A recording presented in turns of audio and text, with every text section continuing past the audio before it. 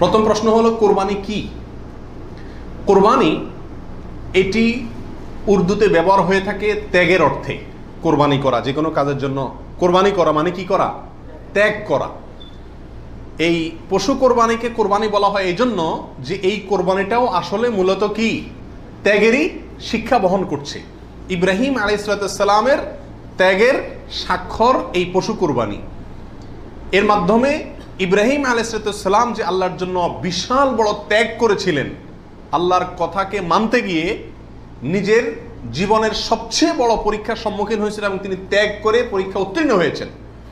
এই কোরবানি যেহেতু তার স্বাক্ষর, সেই জন্য ওই আমাদের সমাজে উর্দুতে সচরাচর যে কোরবানি এই শব্দটি ব্যবহার হয় সেটাই প্রচলিত আছে, অর্থাৎ ত্যাগ করা, কোরবানি।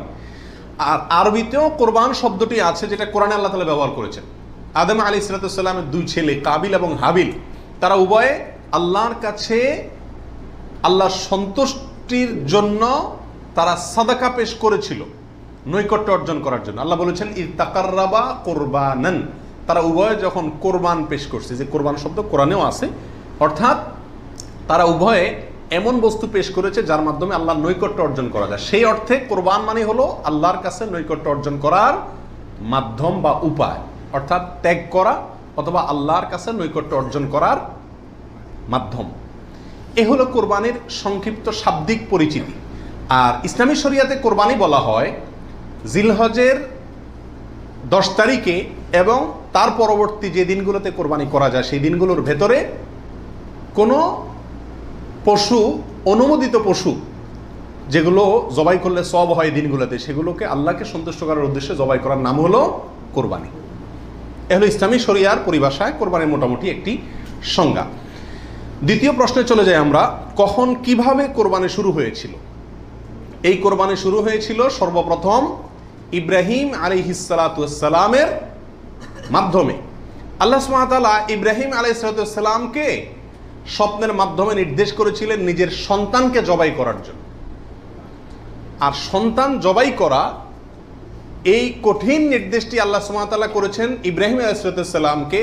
তাকে আল্লাহ তাআলা যত কঠিন পরীক্ষা করেছিলেন, এত কঠিন পরীক্ষা তার আগে আর কোনো নবীর প্রতি আল্লাহর পক্ষ থেকে ছিল না।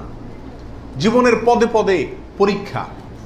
পরিবার সহ রেখে আসো মক্কায়, কেউ নাই সেখানে, কোনো আবাদি নাই, পাহাড়ি এলাকা, ছোট দুধের বাচ্চা সহকারে নিজের স্ত্রীকে রেখে চলে আসো। বাহ্যিকভাবে অযৌক্তিক নির্দেশ আল্লাহ সুবহানাহু ওয়া তাআলা, সেটাও তিনি মেনেছেন এবং পরীক্ষা পাশ করেছেন। আল্লাহ বলেছেন ওয়াইদ ইবতালা ইব্রাহিম রাব্বুহু বিকালিমাতিন ফাআতাম্মাহুন, প্রতিটা পরীক্ষা তিনি কি করেছেন?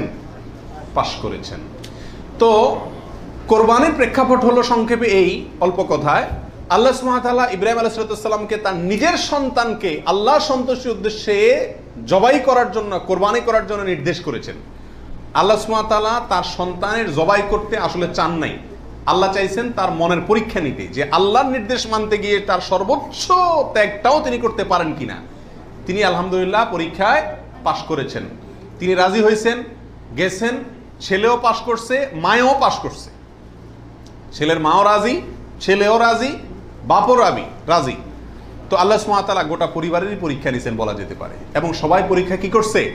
পাশ করছে। জবাই করতে গেছেন, আল্লাহ সুবহানাহু ওয়া তাআলা ছেলে তো জবাই হতে দিবেন না, এটা তো ছিল একটা পরীক্ষা মাত্র।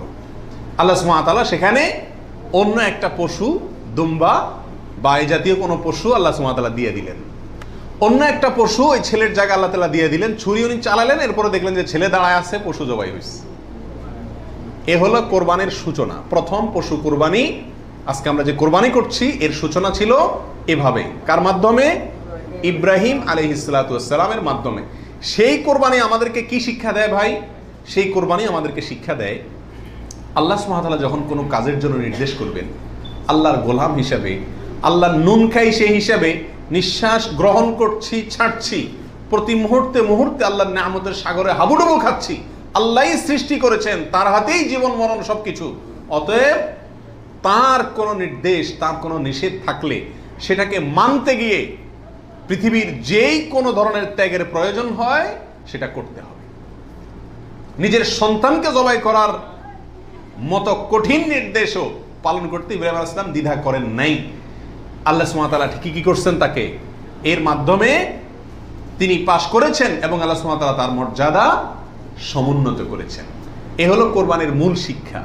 আল্লাহর নির্দেশ, সেটা যত কষ্টই হোক মানতে, সেটা মানার জন্য সব ধরনের ত্যাগ করতে প্রস্তুত থাকা, এটা হলো কি ভাই, কোরবানির শিক্ষা। আর ওখান থেকেই কোরবানিটা শুরু হয়েছে। এরপরে আল্লাহ সুবহানাহু ওয়া তাআলা সেটাকে পৃথিবীর মানুষের জন্য ওই স্মৃতিকে, ওই আদর্শকে রেখে দিয়েছেন। এখন আমরা পশু কোরবানি করছি, কিন্তু এটার শুরুতে কিন্তু পশু কোরবানি ছিল না। মূলত এটা শুরুতে ছিল নিজের সকল কামনা, বাসনা, ভালোবাসা সবকিছুকে আল্লাহর নির্দেশের সামনে কি করে দেওয়া, কোরবানি করে দেওয়া। এ হলো এই কোরবানির গোড়ার ইতিহাস। এখন কোরবানির খোলসটা আছে, ভেতরেরটা আর নাই। এখন শুধু পশুই কোরবানি করি আমরা। নিজের ভেতরকার পশুত্ব, আমিত্ব, মনের খাহেশ, প্রবৃত্তি, এটাকে আর কি করি না, জবাই করি না। আল্লাহ তাআলা আমাদের সবাইকে কোরবানির আসল যে ইতিহাস, সেটা থেকে শিক্ষা গ্রহণ করে এমনভাবে কোরবানি করার তৌফিক দান করুন, যেই কোরবানি প্রকৃত অর্থেই কোরবানি হয়, যেই কোরবানি আমাদের জান্নাতে যাওয়ার কারণ হয়, মাধ্যম হয়, সেইভাবে কোরবানি করার এবং কোরবানির সেই ইতিহাস থেকে আল্লাহ তাআলা আমাদেরকে শিক্ষা গ্রহণ করার তৌফিক দান করুন।